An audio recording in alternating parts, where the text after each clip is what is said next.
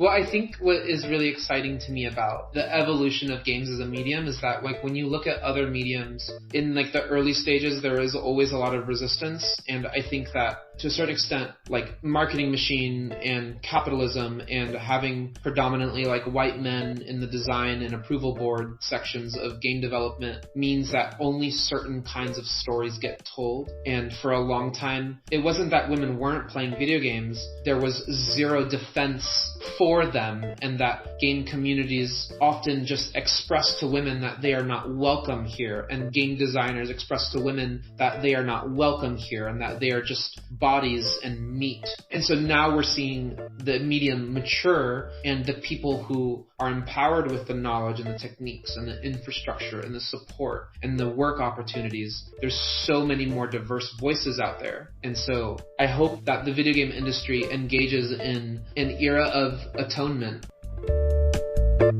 Welcome to Latinx in Power, a podcast hosted by Thaisa Fernandes.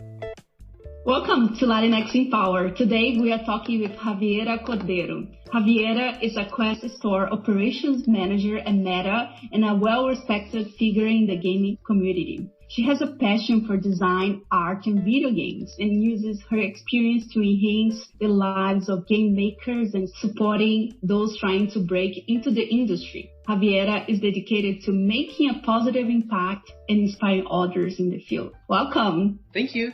So happy to be here. I'm so excited. I'm so excited with this episode. It's been a while. We have been planning. I'm so glad we are making it happen. So today we are going to talk more about the gaming industry and the inspiring journey of Javiera. The episode aims to provide advice for those seeking employment in the game industry, whether they are seasoned professionals or just starting out. The show will explore Javiera's personal experience and offer tips and advice for success in the exciting world of games. So, Javiera, what does it mean to be a Latina for you?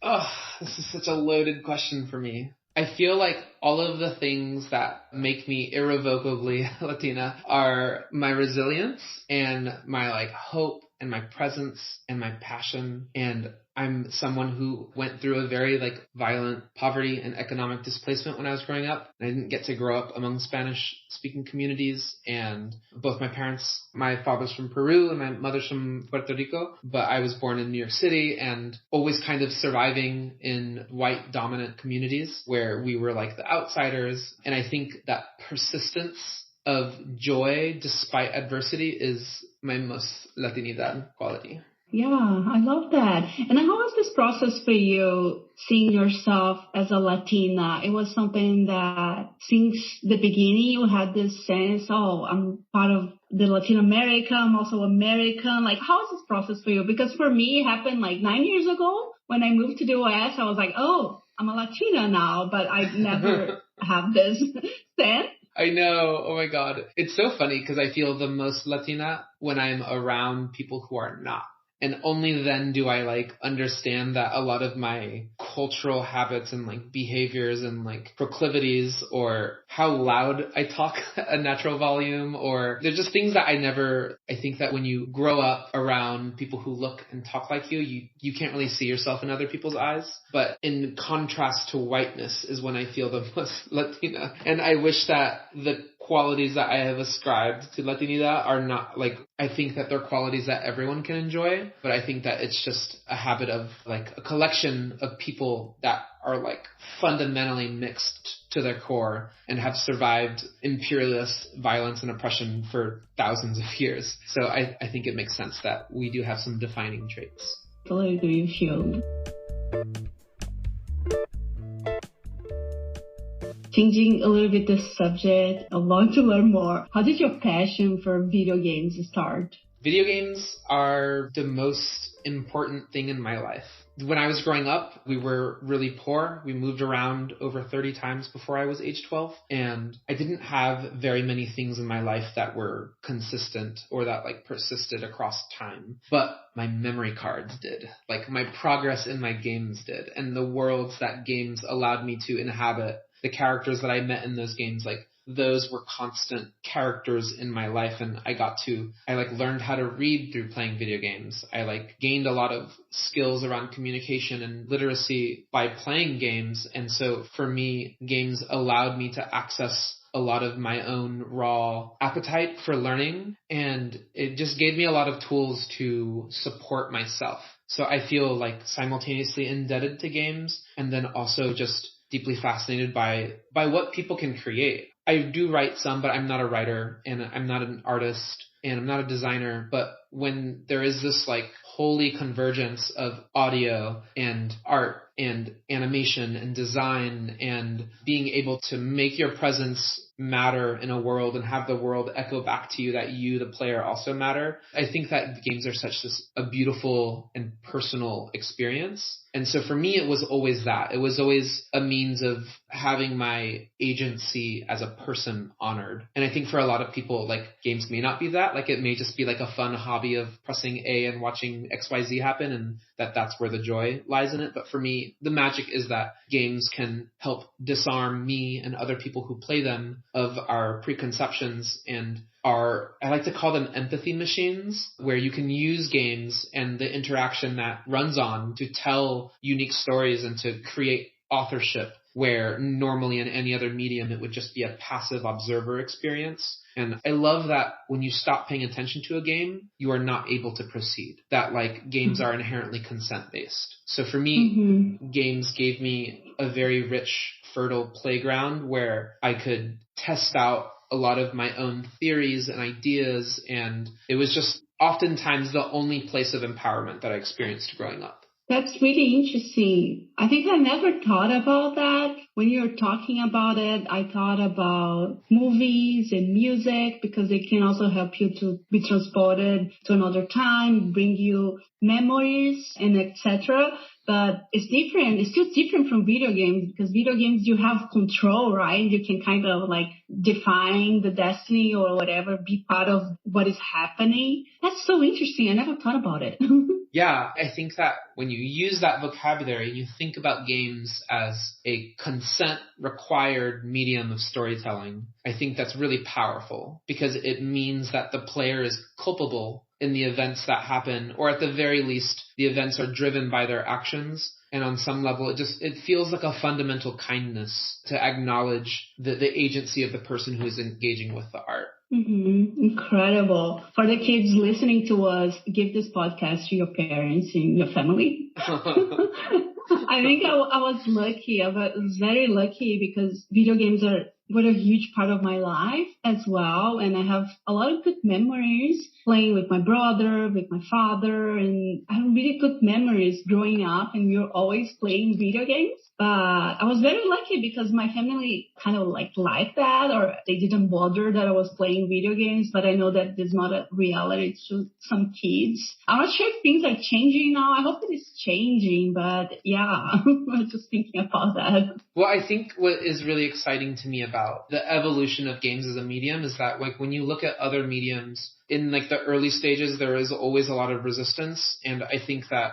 to a certain extent, marketing machine and capitalism and having predominantly white men in the design and approval board sections of game development means that only certain kinds of stories get told. And for a long time, it wasn't that women weren't playing video games. There was zero defense for them, and that game communities often just express to women that they are not welcome here, and game designers express to women that they are not welcome here, and that they are just bodies and meat. And so now we're seeing the medium mature, and the people who are empowered with the knowledge and the techniques and the infrastructure and the support and the work opportunities, there's so many more diverse voices out there. And so I hope that the video game industry engages in an era of atonement for several decades of just a lot of real harm and just really negative stereotypes that have been perpetuated. And games, like any other medium of art, responsible for the value systems that it espouses. and especially games that reward the player for a certain set of actions. When a game decides to choose what kinds of actions it's going to reward the player with, it is creating a value system. And so I think that as we mature as storytellers and as we become more aware of the impact that games have,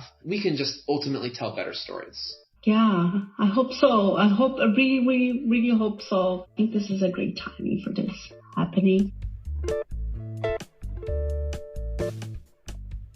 And before this episode, we had a great conversation about changing careers and all the preparation required. I think things now are changing so fast, economic state and tech. There's a lot happening right now. So I wanted to talk more about the subject and pick your brain. So which advice would you give to someone looking for a job at the moment?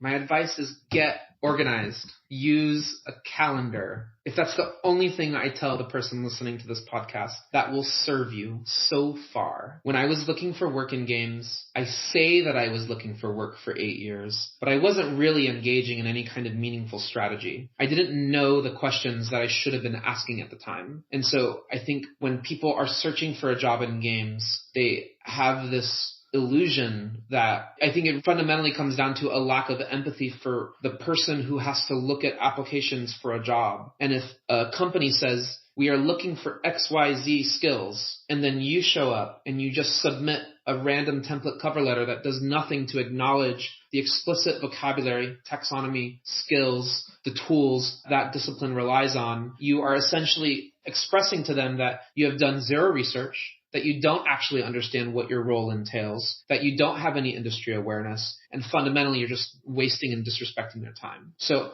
I think the greatest thing that can help someone who's looking for a job in games is to really establish a community, a rich community. And if networking is a word that doesn't vibe well with your spirit, then reject it and use the word community. Because when I look at my LinkedIn now, where I have like close ties with thousands of game developers, my LinkedIn feed is just nonstop job opportunities. People who work in games are so passionate about what they do, and they want to work with great people. And so when you build relationships with every single game developer, that person becomes an extra repeating network of opportunities that come their way. And so there's this twofold step of understanding what is expected of your role and the seniority level that you're looking for, and understanding what are the tools that you have to show up with. And it's okay if you didn't go to school. It's okay if you didn't get a degree, but there's still so much work that you can do. There's a lot of power in people's hands to establish a community, to ask questions, to write those questions down on paper and start engaging in a linear process of slowly filling in the gaps in their knowledge. I think that's the thing that I see people struggling with, is that I see a lot of people saying, oh, I applied to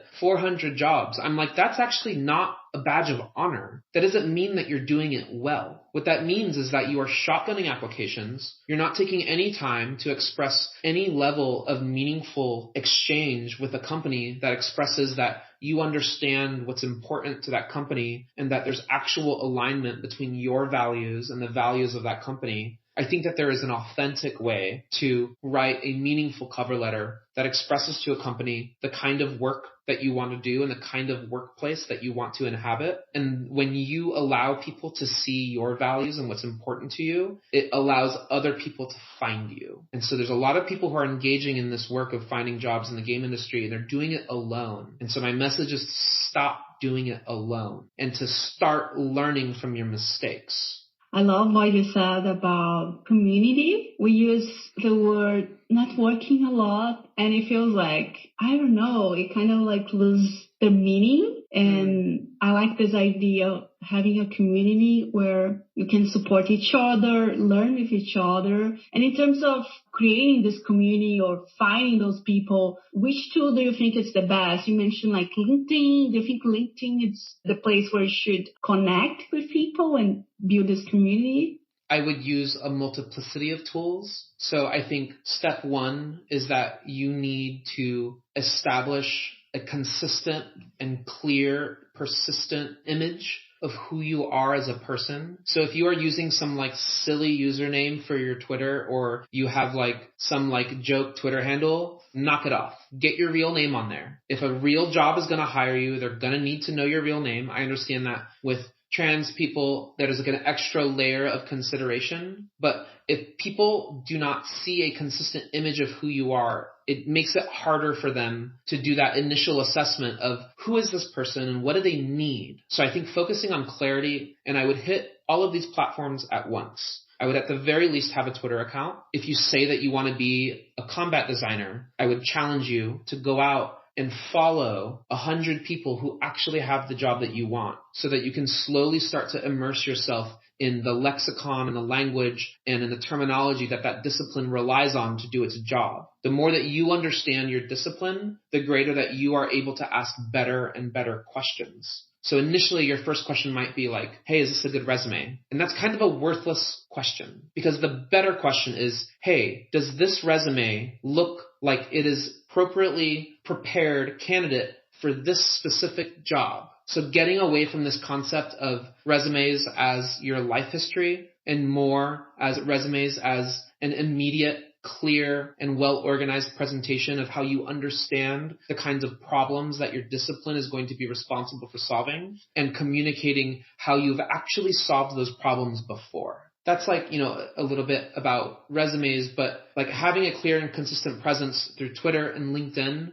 and having your LinkedIn be linked to your Twitter, and having your Twitter be to your LinkedIn, and then going on LinkedIn and finding out what companies do you actually want to work for. Like, you get to answer that question. You get to ask yourself, what kind of companies do I want to work for? And you do not need to just target the AAA companies out there. The PlayStations and the EAs and the Ubisofts of the world and the Riots, they are large companies. They have a lot of visibility, and there are people who work in the game industry for 6 years and they still try to get a job at that company. But you don't need to work at Blizzard for your first job in the game industry. And if anything, like, I want you to learn from me in that my first job in the game industry was at a company called Beamable, and I'd never heard of them. They were a technology startup that made the back-end software that Unity game developers rely on for live services. And that company paid me as a starting salary $80,000 a year with full benefits, a full-time employee, not contract. And that was at least 20 to 25 grand a year more than what PlayStation would have paid me. So I think that having real clarity about what you're looking for and understanding your discipline and having done the work and the research and established a community of peers, of people who have the job that you want, so that they can help you validate whether or not you're actually prepared for the role that you're applying for. Because there may be certain aspects to the role that you're looking for that you just don't know, because you haven't had the job yet. But the game industry is really special because there's a lot of people out there sharing knowledge, and it's all for free, and it's on YouTube, and it's in panels and podcasts. And so it's like growing your awareness through community tools like Discord is a really special place. If you have a list of companies you want to work at, go to that company's LinkedIn page, find 5 people that have the job that you want, and follow their LinkedIn account. Because when they have job opportunities present, they're going to be sharing them and they'll come up in your feed. And that's an opportune time for you to reply to those posts and be like, hey, I'm actually really excited for this post and I feel like I'm a strong candidate. Just wanted to let you know I'm applying. Any little edge that you can get to help people see your humanity beyond just, oh, here is another job applicant that did not read the job description. I think being clear in your communication and helping reducing the friction that a hiring manager experiences when they have to go through a stack of 800 applications. Amazing tips.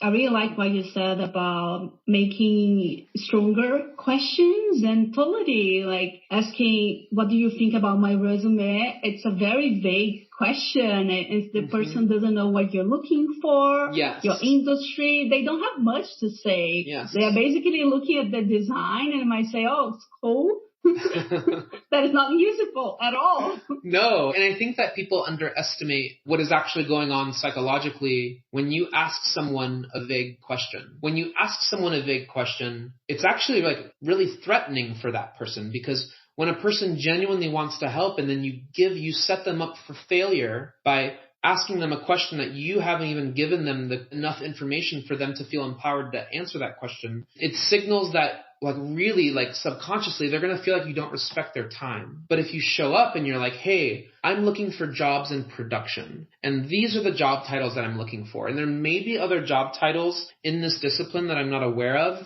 And if there are, I'd really love to know. And also, I'm applying for these 5 jobs, and here's my Notion page where I have the applications all cataloged. Like, do you have 30 minutes anytime over the next few months where we could chat on Zoom for just 30 minutes? I'd really love to like get to talk to a person who has my dream job and learn a little bit more about what's expected of a candidate. And you increase a lot your chances of getting a yes, because you basically gave all the information the person needs in order to decide if they will be able to help you or not. Because sometimes they might not know, right? Exactly. They're like, oh, this person looks awesome, or I have no idea what they are looking for. I'm not sure if I can help. I'm not going to waste my time even like replying because I'm super busy. Incredible. I'm loving those tips.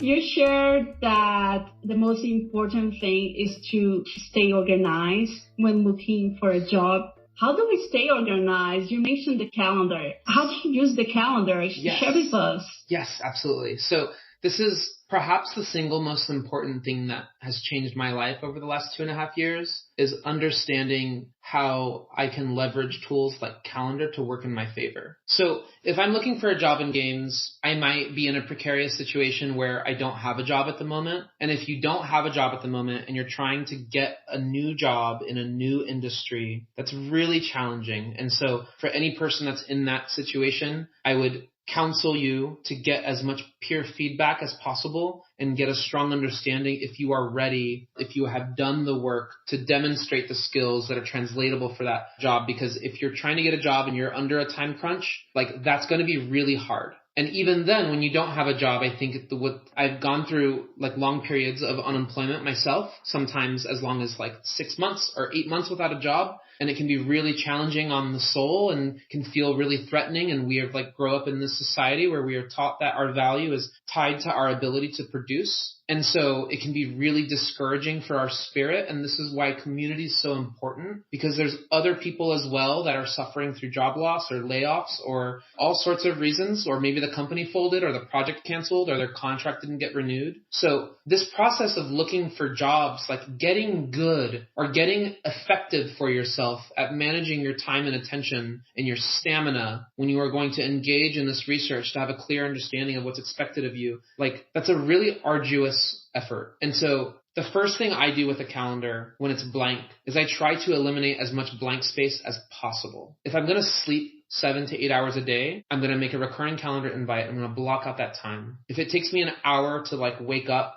and get running in the day, I'm going to block off an hour after that sleep schedule. If I'm going to eat lunch, I'm blocking off that time. If I'm going to go get ready for bed and brush my teeth and shower, I block off an hour. And then before you know, you start to eliminate that white space that is just pure ambiguity, and you start to get a clear sense of what is your budget? What is the time budget that you are working with? And then maybe you have a day job. So put that on your calendar, get it into a recurring calendar invite so that you have to think about it. And this is where calendars come in really helpful, where if you know that you want to work at these 30 companies, maybe right now those companies don't have an opportunity open for you, but what you can do is if you use a tool like Notion and you use a template, like I have a template called Job Manager, which Thaisa can link to this podcast. But if you use a template like Notion, where that is a place where you can catalog where are the communities that you're going to be touching base with, you can put a link to your Notion in your calendar invite and block out a couple hours here, a couple hours there, make it recurring so you don't have to think about it.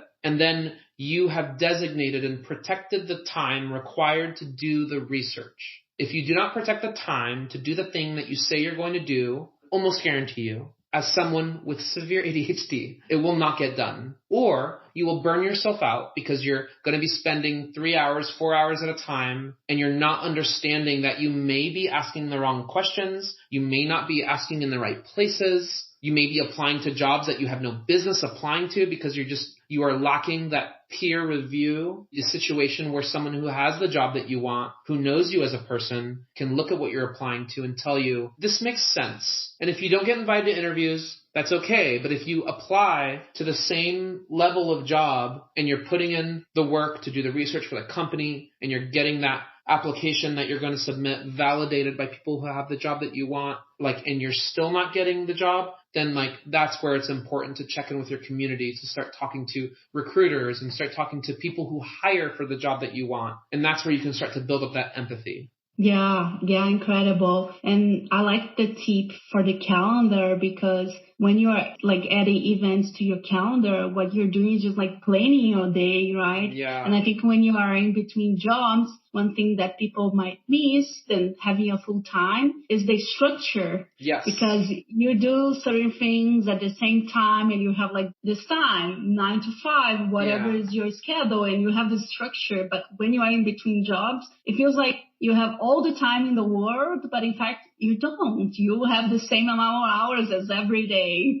And also that, like I was saying before about how maybe this list of companies you want to work for, maybe they don't have a job opening for you right then, but you can just set a recurring calendar invite that repeats once every 3 weeks, and once every 3 weeks, you have an hour protected on a Saturday, a Sunday, or some other evening where you're going to open up your Notion and you're going to one by one open up the career pages of all the companies you want to work for. And once every 3 weeks, you now have a habit where you are casting your radar and checking, are there opportunities available? And that's a great way to regiment your process so that you know that's your protected time where you're going to look for jobs. And then on this hour is when you're going to do research about your discipline, and maybe you're going to watch GDC videos or YouTube videos that talk about your discipline and what's the minimum requirements. What is the minimum things that a portfolio for your discipline needs to communicate? Mm-hmm. That's incredible. This accountability is great. And this process of researching, building your community. And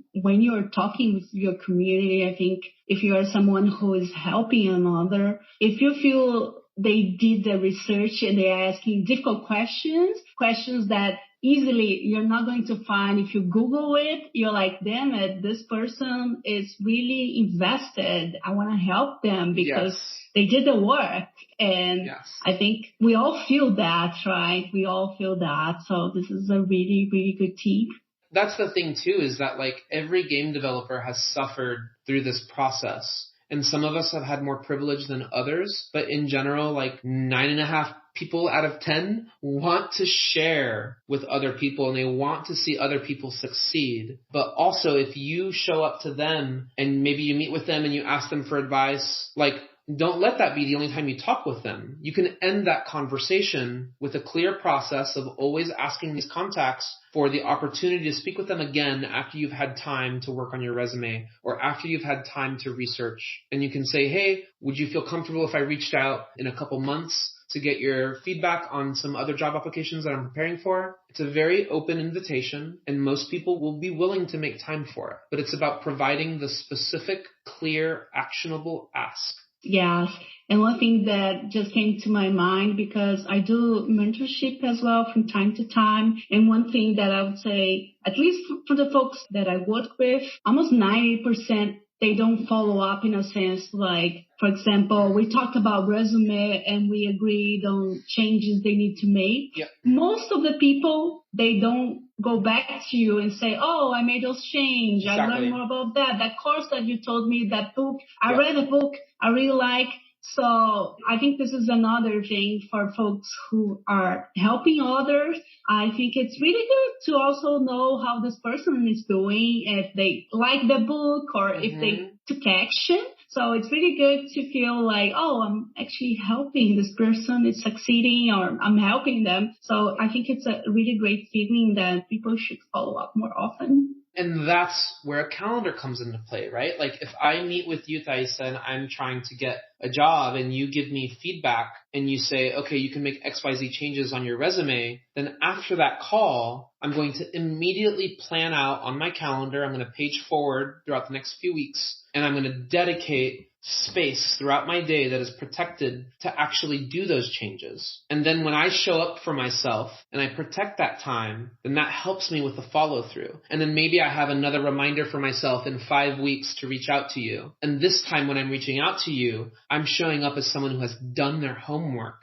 and I have demonstrated that our last call brought me value. And here I want to show you how I've applied the knowledge and wisdom that you've shared with me as a means of both demonstrating respect and gratitude for the time that you took to share your knowledge, and also as a means to ask you clear and better questions. And that way it gives both parties a sense of purpose. Mm-hmm. Yes, absolutely.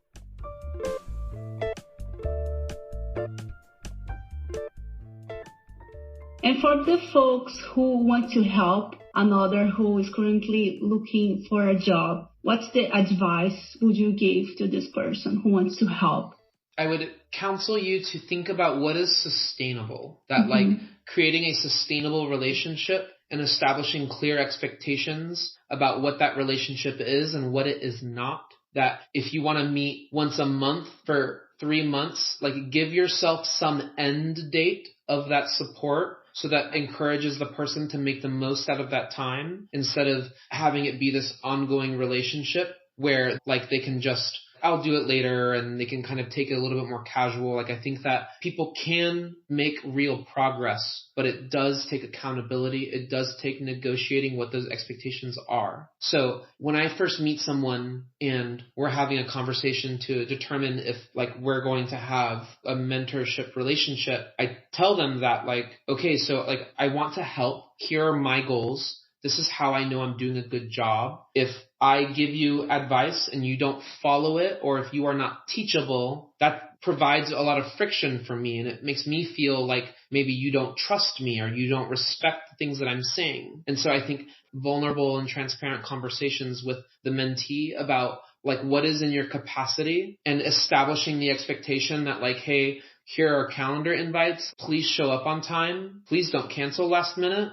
Please honor the time agreement that you have made with me, so that I can feel confident in that I've planned my day to the fullest. So there's a lot of ways that the mentor can encourage a positive relationship by being clear about their expectations to the mentee. Mm-hmm. Yeah, I like that. Setting the expectations, and also maybe something that is obvious for you might not be for the other person. And especially, I don't know, maybe different cultures, maybe they have different styles. I definitely feel that a little bit since I live and work in the United States for the past 9 years. And sometimes when I work with folks from Brazil, I feel oh my God, I forgot about that. And sometimes are silly things, how close people are, and they send emails with hugs and kisses. And myself, that I'm not used to that anymore, sometimes you see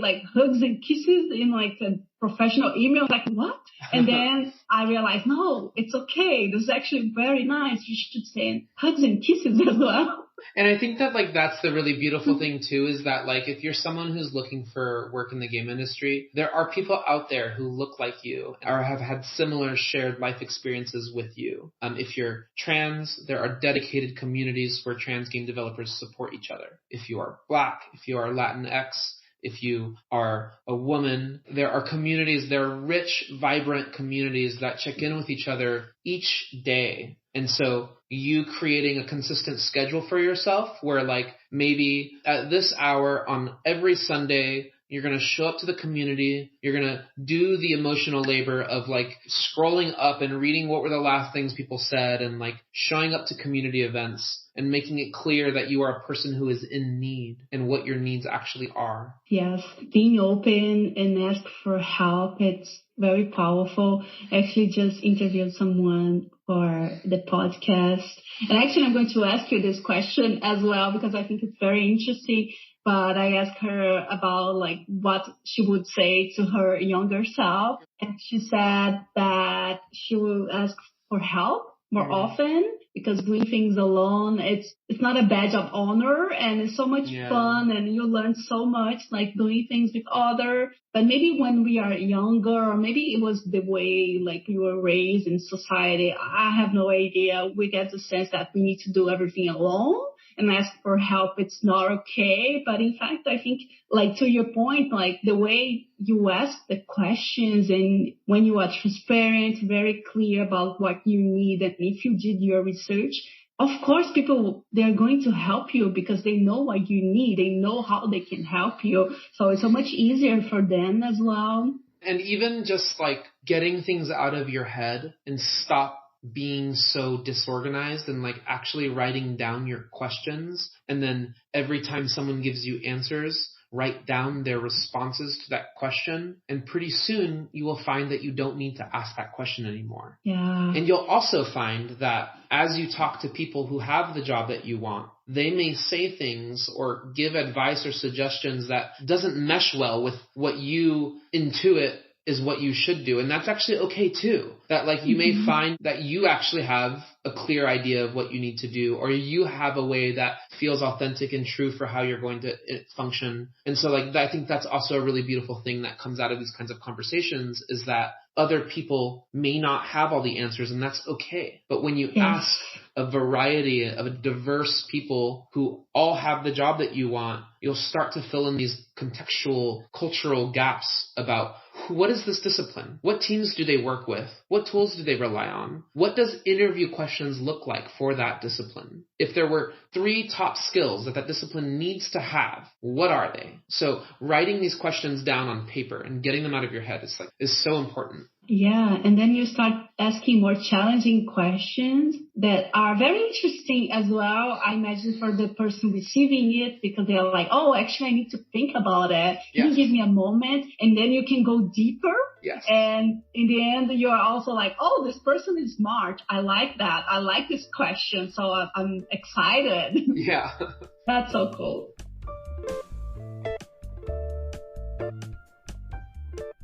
I'm loving this conversation. Thank you so much for sharing and being so open with us. And if you could turn back in time and talk to your 18 years old self, what would you tell her? Use a calendar. Just use a calendar. Just fucking do it, please. Like, I resisted using a calendar for so long. I didn't get it. And imagine this scenario where you are working at a day job. You've blocked off your sleep. You've blocked off your lunch hour. You've blocked off your working hours. And you start logging on your calendar where your time is going. And then in 3 months, if you've marked out like all the times that you've spent time doing research, maybe you find that you're only actually doing like 2 to 3 hours a week of research. And maybe you can afford to do more. Or maybe you're doing too much and you need to dial it back, or you need to take a break. But having calendars at all means that you get to have living visibility into where your time is going. I love that. I really like this. That's incredible. Are you the person that, because I'm this person with my friends, for example, I schedule brunch and then I send them a calendar invite, and sometimes they're like, oh, thank you. Or sometimes they're not expecting it at all because they're like, oh, it's a brunch between friends. I'm like, no, I need a calendar invite. Well, and calendars are so useful too, because like you can put address information in calendars so that at the last minute people aren't going, oh, where's the address, or where are we meeting? It's like, no, it's all in the calendar invite. And if you're meeting with someone who has the job that you want, you can put a link to the Zoom in the calendar invite, and you can already put an agenda and a list of questions so that your conversation is focused and so that both parties feel safe and secure about what they can expect out of that conversation, and you're going to have more impactful conversations. So calendars are a beautiful way to be accountable for your actions. Yes. And especially it's a good tip for your mentor, right? If you schedule some time with them, they are busy. They might be talking with a lot of people, but if you put the agenda, what you're like thinking about, discussing the goals, they might forget your name or who are you, but then you are having the meeting, they check and they're like, oh, I remember her. We are going to talk about X, Y, and Z because it is in the calendar. So it's so much easier because people are busy, right? Sometimes they have back-to-back meetings. They need to be able to see what is going to happen because they might forget, because especially now, I think like the work environment is a lot more intense, I feel. Awesome. So we are getting to the end of this episode. I'm very, very excited with this conversation. I'm sure it's going to give folks a lot of insights and structure for their process of finding a new job or of finding their dream job. And I wanted to ask you as well, which resource helped you in your journey? Do you have any advice for us in terms, it can be anything, a book, a movie, podcast, like anything? The thing that helped me the most was Notion. I struggled for a long time where I would be applying for jobs and the content that I was submitting for that job lived and died in the moment. And only that employer had the record of what I submitted for my cover letter or the kind of language that I used in my resume. So getting away from that and allowing you to preserve a historical record of what you are applying to and where you are applying, that's where you can start to build up a real functional archive of not just what one job is asking of the discipline that you're working for, but what are 30 jobs looking for? And then you start to develop a strong functional fluency for the kind of language that shows up in those job descriptions. And then after a certain amount of time, you can write your own damn job description for your discipline. So that's been a really powerful tool for me. And it's a tool that I use every day with my mentees, where I encourage them that if you're applying for a job, I need you to copy the text of the job description, because that job description will not always be up. But I guarantee you that after you've preserved the text of 30 job applications over the course of however long that you're applying for, pretty soon the act of applying to that job, that turnaround time is going to become quicker and quicker because you already have a clear understanding of what people are asking for. And then when you preserve that job text, you're also able to highlight and bold and highlight and comment on it and ask specific questions so it's not all living in your head. So really getting out of your head and using the digital tools that are at your disposal as a functional workspace. That's what changed my life. That's what's changed the lives of my mentees. And I think that's what can really change other people's lives who are looking for work. Mm-hmm. That's a really good point, because when you're just reading 50, whatever number of job descriptions, it's a different experience than copying and pasting to a document where you can check descriptions from time to time. And you might see some patterns in terms of they are looking for this software that I don't know. Maybe I should learn because this X amount of jobs, they are looking for this one or this specific skill. Maybe I should highlight this skill in my resume. So you can start to maybe block and create different resumes based on those types of job descriptions. That reading it's impossible to make this connection, I feel. Yeah. Incredible. Mm-hmm. I love your tips. Thank you so much. And I'm going to leave the last minutes for you to share anything you want to share and also where people can find you. Yeah, so everyone can find me on Twitter or LinkedIn. Twitter's probably the best place to get a hold of me, and you can just tweet at me or my DMs are open. But my Twitter is at Javiera, Javiera, and then my old last name, Begazo, Begazo, Javiera Begazo. And the thing I want to tell you is just nourish your stamina. Do not lose hope. It just takes one yes. It just takes one yes. And then you're in. And I'm not going to lie to you and tell you that just because you got in once that you're going to be able to stay in. It's going to be a challenge to stay in, but it's possible. And I cannot express how powerful it is to have the labor that you do to survive in capitalism align with the thing that brings you spiritual fulfillment. So it's worth it. And I want you to remember that you are worth it. Thank you. That was beautiful.